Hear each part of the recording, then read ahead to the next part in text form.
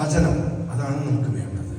വചനം സമർത്ഥമായി നിന്റെ ജീവിതത്തിൽ വന്നാൽ നിനക്ക് രോഗസൗഖ്യമായി, നിനക്ക് ആത്മീയ ആന്തരിക സൗഖ്യമായി, നിന്റെ വിടുതലായി, സമൃദ്ധി, സാമ്പത്തികപരമായിട്ട് സമൃദ്ധിയായി, എല്ലാം നിനക്ക് വേണ്ടതിന്റെ മൂലധാരണ, അതായത് root cause you need it, the holy spirit, the word of God. ദൈവവചനത്തിലുള്ള പരിശുദ്ധാത്മാവിന്റെ ശക്തിയാണ് നമുക്ക് വേണ്ടത്. ഹല്ലേലൂയ.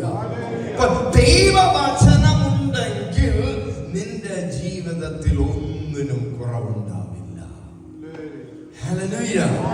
ഈ ഒരു സത്യമാണ് നമ്മൾ മനസ്സിലാക്കേണ്ടത്. ഈ സത്യം നമ്മൾ മനസ്സിലാക്കി കഴിഞ്ഞാൽ നമുക്കൊരു വിഷയമല്ല, ഒരു വിഷയമല്ല. ഒരു കാര്യം, എനിക്ക് ഭയങ്കര കാശിന്റെ ബുദ്ധിമുട്ടാണല്ലോ, എനിക്ക് പ്രയാസമാണല്ലോ എന്ന് പറഞ്ഞ് വ്യാകുലപ്പെടുന്നതിന് പകരം നിങ്ങൾ എന്ത് ചെയ്യും? കർത്താവ് എനിക്ക് തന്നിരിക്കും, അവൻ എൻ്റെ ഇടയനാണ്, എനിക്ക് കുറവുണ്ടാവില്ല. ഹല്ലേലൂയ. കാരണം അതാണ് ഉള്ളിക്കിടക്കുന്നത്, അതാണ് ആ വചനമാണ് തിളച്ചു പറയുന്നത്.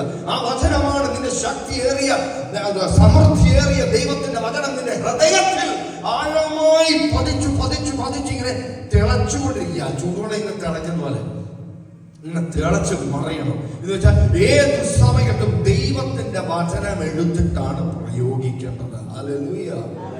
Hallelujah. What do you want? Not the money. Not see. നിനക്ക് നിന്റെ ജീവിതത്തിൽ വേണ്ടത് പണമല്ല വേണ്ടത്, രോഗസൗഖ്യമല്ല വേണ്ടത്, സമാധാനമല്ല വേണ്ടത്, നിനക്ക് സന്തോഷമല്ല വേണ്ടത്. നിനക്ക് വേണ്ടത് ദൈവത്തിന്റെ വചനം. Hallelujah. ആ വചനം നിന്നിലുണ്ടെങ്കിൽ എല്ലാം പോരും. അതാണ് സുവിശേഷം 6:33 പറയുന്നത്. ഓർമ്മയുണ്ടോ? അവന്റെ രാജ്യവും നീതിയും അന്വേഷിച്ചാൽ, അവന്റെ രാജ്യവും നീതിയും എന്താണ്? ദൈവവചനം. ഹല്ലേലൂയ. കാരണം ദൈവവചനവും അവനും ഒന്നാണ്, ക്രിസ്തുവും ദൈവവചനവും ഒന്നാണ്. ഹല്ലേലൂയ. ഞാൻ മറ്റു പള്ളികളിലൊക്കെ പോയിട്ടുണ്ട്, ഒരുപാട് പള്ളികളിലൊക്കെ പോയിട്ടുണ്ട്.